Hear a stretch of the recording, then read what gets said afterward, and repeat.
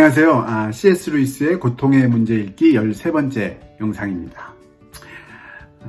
지난 영상들에서 고통의 문제에 관한 논증을 다루기 위해서는 그 속에 쓰여진 하나님의 선함에 대한 의미를 다시 한번 생각해 볼 필요가 있다는 말씀을 드렸습니다. 왜냐하면 이미 우리가 알고 있는 하나님의 선함에 대한 생각이 전혀 문제가 없다면 이미 그 논증이 내리고 있는 결론을 반박할 여지가 하나도 남아있지 않기 때문이었습니다. 그래서 지금 3장에서 하나님의 선함을 C.S. 루이스와 함께 더 깊게 알아보려고 하는 중에 있는데요. 근데 이 장을 시작하면서 C.S. 루이스는 하나님의 선함에 대한 진짜 의미와 우리가 생각하는 선함의 의미가 그 다른 정도가 마치 검은 것과 흰 것이 다른 정도로 전혀 공통점이 없는 완전히 다른 것이 된다면 그때 우리가 그런 하나님 앞에 순종하는 것은 마치 전능하기만 하다면 악마에게라도 순종하려는 듯 다가가는 일종의 악마 숭배 종교와 전혀 다를 것이 없는 그런 모습이라고 강력하게 경고를 합니다. 그래서 우리는 이제 C.S. 루이스가 이야기하는 이런 가이드라인을 우리 마음속에 품고서 그리고 나서 차근차근히 하나님의 선함과 보통 우리가 갖고 있는 하나님의 선함에 대한 오해가 어디에 있는지 찾아보는 시간을 갖고자 합니다. 63페이지 중간부터 지난 영상에 이어서 계속 읽어보려고 하는데요. 오늘날 하나님의 선함은 거의 예외 없이 사랑이 많다는 뜻으로 이해되고 있습니다. 여기까지는 맞는 말일 수 있습니다. 그러게요. 하나님의 선함이라는 말을 하나님은 사랑이 많으시다라는 말로 여기는데 크게 문제될 건 없다고 이야기합니다. 문제는 우리 대부분이 이 문맥의 사랑을 친절, 즉 다른 사람이 자기보다 행복하기를 바라는 마음, 어떤 식으로든 행복하기만을 바라는 마음으로 이해한다는 데 있습니다. 그런가요? 한번 계속 읽어보겠습니다. 실제로 우리 마음에 드는 하나님이란 우리가 무슨 짓을 하든 간에 너만 만족을 느낀다면 무슨 문제가 되겠느냐고 말해주시는 하나님일 것입니다. 사실 우리는 그 하늘에 계신 아버지, 영어로도 그냥 남아있네요. Father in Heaven이 아니라 그냥 하늘에 계신 할아버지, Grandfather in Heaven, 흔히 말하듯이 젊은이들이 즐기는 모습을 보기 좋아하는 할아버지, 세상에 대한 계획이라고 해봤자 하루가 끝날 때마다 오늘도 모두 즐겁게 보냈지? 라고 말할 수 있게 만드는 것이 전부인 연로하고 인자한 할아버지를 원합니다. 그러게요. 어쩌면 너무 전곡을 찌르는 말이어서 뭐라고 대꾸할 수 없을 듯 느껴지기도 하네요. 물론 자신의 신학을 이런 용어로 정확히 표현하는 사람은 많지 않습니다. 그러나 이와 별 차이 없는 개념을 은연중에 품고 있는 이들은 많이 있습니다. 저도 예외라고 할 수 없습니다. 저 또한 그런 방침에 따라 운영되는 우주에 살고 싶은 마음이 굴뚝 같습니다. 그러게요. C.S. 루이스의 솔직한 부분이 또 잘 드러난 부분이라고 생각이 드는데 그렇겠죠. 모든 사람이 이렇게 항상 즐기기만 할 수 있는 우주 안에서 살았으면 얼마나 좋을까 하는 생각을 은연중 마음속 깊은 곳에 품고 있는 것 사실일지 모르겠습니다. 그러나 제가 지금 그런 세상에 살고 있지 않다는 것이 너무나 명확하고 그럼에도 불구하고 저에게는 하나님은 사랑이라고 믿을 만한 이유가 있으므로 결국은 사랑에 대한 저의 개념을 수정해야 한다는 결론을 내릴 수밖에 없습니다. 이 부분이 말하기는 쉽지만 사실은 굉장히 중요하고 어려운 부분이라고 생각이 드는데요. 지금 C.S. 루이스는 자기가 원하는 것이 자기 마음속에 있기는 하지만 자기가 지금 살고 있는, 자기가 보고 있는 실제가 자기가 원하는 것과 자기가 바라는 것과 다르다는 것을 분명히 보고 있기 때문에 자기가 원하고 자기가 바라는 그 생각을 실제에 맞추어서 수정해야 한다는 그 결론을 우리에게 이야기하고 있습니다. 당연한 듯 들리지만 사실 쉽지 않은 이야기일 수 있겠죠. 왜냐하면 굉장히 많은 사람들은 아무리 우리가 보고 있는 실제가 내가 생각하는 것과 다르더라도 그 실제가 내 생각에 맞추어지기를 바라는 경우들이 훨씬 더 많으니까요. 어쨌든 이런 결론을 가지고 C.S. 루이스는 계속해서 이야기합니다. 저는 하물며 시인들을 통해서도 사랑은 단순한 친절보다 더 단호하며 탁월한 것이라는 점. 단테의 작품에 나오듯이 이성 간의 사랑조차 무시무시한 용모의 군주라는 점을 배울 수 있었습니다. 역시 문학자 다운 면모네요. 자신의 사랑에 대한 개념을 수정할 필요가 있다라고 느끼면서 처음 되돌아봤던 사람이 시인인데요. 그 중에서 단테라는 중세 말의 시인이죠. 단테의 작품에서 나오는 이성의 사랑은 그 본질을 무시무시한 용모의 군주라고 표현을 하고 있다고 하네요.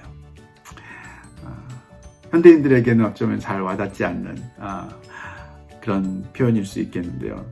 특히 단테가 무시무시한 군주 시대에 살았다는 점을 생각하며 어떻게 남녀 간의 사랑이 그런 면이 있을까 라고 생각할 수 있겠는데, 어쨌든 C.S. 루이스는 단테를 통해서 사랑에는 그런 면이 있을 수도 있겠구나라는 쪽으로 마음을 변경해 가기로 지금 마음을 먹고 있는 것 같습니다.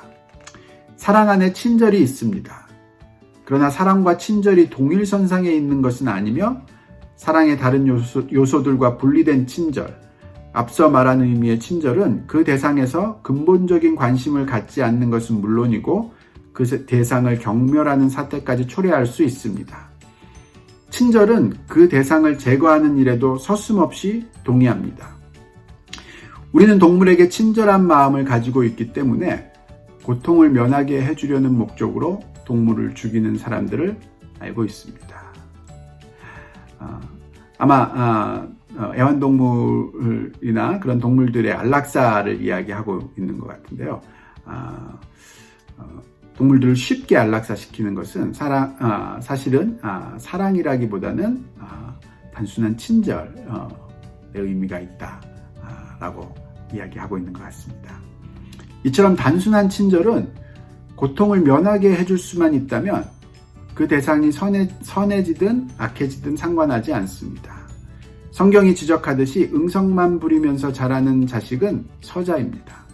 가문의 전통을 이어갈 적자는 징계를 받습니다. 히브리서 12장 8절에 나오는 이야기라고 하네요. 우리는 별 관심 없는 사람들에 대해서는 그들이 무조건 행복하기만을 바랍니다. 그러나 우리의 친구와 연인과 자녀들에 대해서는 엄격한 태도를 보이며 그들이 다른 사람과 불화를 일으키는 비열한 방식으로 행복해지느니 차라리 고통받는 편을 바랍니다. 그러게요. 진정한 사랑에는 상대가 고통받는 편을 바랄 때도 있다고 지금 이야기합니다. 예를 들어서 정말 우리가 관심 있고 사랑하는 친구, 연인, 자녀들에 대해서는 엄격한 태도를 보며 그들이 비열한 방법으로 행복해지는 것보다는 고통을 통해서 자신의 모습을 깨닫는 것을 원한다는 뜻이겠죠. 이런 사랑의 정의에 비추어 볼 때 하나님이 사랑이시라면 단순한 친절을 넘어서는 분임이 분명합니다.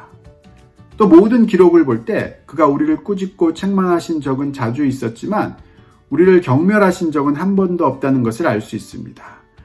그는 가장 깊고 가장 비극적이며 가장 불가항력적인 의미에서 우리를 사랑하여 황송할 정도로 극진한 대접을 해주셨습니다. 그러게요. 왜 우리가 즐길 수만 있는 그런 우주에서 살고 있지 않은지를 간단하게 결론을 내려주고 있는데요. 그것은 하나님이 우리가 항상 우리가 비열한 방식으로라든지 어떤 모습으로라도 행복해지기만을 바라는, 즉 우리에게 무관심한 분이 아니시기 때문이다 라고 이야기합니다. 물론 창조자와 피조물의 관계는 어떤 피조물 간의 관계에서도 유례를 찾을 수 없는 유일무이한 관계입니다. 하나님은 그 누구보다 우리에게 먼 존재인 동시에 그 누구보다 우리와 가까운 존재입니다. 자기 자신 안에서 자기 존재의 원리를 가지고 있는 자와 외부로부터 존재를 전해받은 자 간의 차이는 천사장과 벌레 간의 차이를 무색하게 만들 만큼 절대적인 것이라는 점에서 볼 때 그는 우리에게 먼 존재입니다. 그는 만드셨고 우리는 만들어졌습니다. 그러게요. 스스로 존재하는 하나님을 자기 안에 자기 존재의 원리를 가지고 있는 자라고 표현을 했네요. 그리고 피조물인 우리를 외부로부터 존재를 전해받은 자라고 표현을 하고요. 차이는 천사장과 벌레 간의 차이를 무색하게 만들 만큼 절대적인 것이다 라고 단언합니다. 그러면서 이 관계는 유일무이한 관계, 이 세상의 어느 곳에서 찾아볼 수 없는 특별하고 유일한 관계라고 이야기했습니다. 그는 본체시며 우리는 파생된 존재입니다. 그러나 이와 똑같은 이유 때문에 아무리 하찮은 피조물이라도 그 어떤 피조물과도 맺을 수 없는 긴밀한 관계를 하나님과 맺고 있습니다. 우리는 매 순간 그에게서 생명을 공급받고 있습니다. 우리의 자유의지는 하나님이 계속 보내주시는 에너지로 유지되는 몸을 통해서만 작지만 기적 같은 힘을 발휘할 수 있습니다. 생각하는 능력 또한 하나님이 그의 능력을 보내주셨기 때문에 갖게 된 것입니다. 그러게요. 이 관계 속에서 일어나는 일들을 이야기하고 있는데요. 우리가 이 순간 살아가고 있는 것, 또 자유의지를 발휘할 수 있는 것, 심지어 생각할 수 있는 것조차도 그 관계를 통해서 하나님이 매 순간 보내주시는 그 능력을 통해서만 우리가 이런 일을 할 수 있다라고 보는 것이 C.S. 루이스의 관점이네요. 어쨌든 이런 유일무이한 관계를 이해하려면 유비를 동원하는 수밖에 없습니다. 한 문장으로 단순하게 이야기하고 있는데요. 그러나 제 생각에는 이 부분이 굉장히 중요하면서도 현대인들에게는 굉장히 생소한 그런 개념이지 않은가 하는 생각이 드는데요. 지금 유비라는 단어를 써서 이런 유일무이한 특별한 관계를 이해할 수 있다라고 이야기하는데, 영어로도 남아있네요. analogy라는 원문에 있던 영어를 그대로 남겨두고요. 보통 한국 사람들은 유비라는 말보다는 비유라는 말을 더 많이 쓰죠. 근데 비유라는 말 대신 유비라는 말을 쓴 이유가 있을 텐데요. 제가 번역하신 분의 마음을 다 알지 못하게 모든 걸 다 예측해 보기는 어렵겠지만, 제 생각에는 비유라는 말에는 두 다른 개념을 설명할 때 다르지만 다르다는 전제하에 비슷한 면을 우리에게 보여주려고 하는데 초점이 맞추어져 있다고 생각합니다. 지금 설명을 하니까 어렵게 들리실 수도 있겠지만, 이런 비슷한 면이 있다라는 그 비슷한 면을 이야기하고 있지만, 근본적으로 공통적으로 우리가 알고 있는 것은 그 둘 사이에는 분명한 차이점이 있다라는 것을 항상 전제하고 있다는 거죠. 그렇지만 지금 이 유비라는 관계는 어떤 다른 것들, 우리가 겉으로 보기에는 완전히 다른 것들이지만 그 안에 갖고 있는 그 비슷한 공통점, 그것을 발견했을 때 사실 그 비슷함은 그냥 겉보기의 비슷함이 아니라 정말로 실제적으로 가지고 있는 공통점이다 라는 것을 받아들이고 확신하는 거죠. 일종의 플라톤의 사상과 다 있다고 생각이 드는데요. 플라톤은 이데아의 세계에 근본적인 원리가 있고 세상에 비슷한 것들은 그 근본성을 조금씩 나누어 가져 있기 때문에 비슷하다라고 결론을 내렸었습니다. 유비라는 것은 우리가 근본적으로 그 의미를 이데아의 세계가 있다면 거기에 있는 그 근본적인 그 이데아의 것을 우리가 볼 수는 없지만 지금 우리 주변에 있는 그 이데아를 나눠 가진 그 비슷한 것들을 바라보면서 그 공통점들을 찾아내서 원래 근본적인 그 이데아의 본질이 무엇인가를 유추해 볼 수 있다라는 뜻으로 애널러지라는 말을 C.S. 루이스는 사용하고 있다고 봅니다. 아마 이런 식의 생각들을 가지고 있는 이유가 어떤 사람들은 C.S. 루이스를 플라토니스트다라고 이야기하는 이유 중에 하나가 아닌가 또 생각해 봅니다. 우리는 피조물들이 알고 있는 다양한 사랑의 형태를 살펴봄으로써 인간을 향한 하나님의 사랑이 어떤 것인지에 대해 적절치는 않지만 유용한 개념을 얻을 수 있습니다. 지금 그 내용을 설명하고 있는 거죠. 여기서 적절치는 않지만 유용한 개념이라고 번역을 하셨는데요. 적절치 않지만 유용한 개념이라는 게 어떤 것일까 이렇게 제가 금방 떠오르지 않아서 원문을 봤더니 inadequate를 적절치 않다라고 번역을 하셨는데 제 생각에는 충분치라는 말로 바꾸면 더 좋지 않을까. 충분치는 않지만 유용한 개념을 얻을 수 있습니다. 즉 우리가 이 세상에서 눈으로 볼 수 있는 다양한 형태의 사랑들 그것을 관찰하면서 그 안에 갖고 있는 어떤 공통된 공통점들을 찾아내서 그것을 통해서 진짜 본질인 마치 플라톤이 이야기하는 이데아와 같은 그런 진짜 본질을 유추해 낼 수 있다는 거죠. C.S. 루이스가 어떤 예들을 가지고 하나님의 사랑을 유추하고 있는지 그것들에 대해서는 구체적으로 다음 영상에서 계속해서 나누어 보도록 하겠습니다.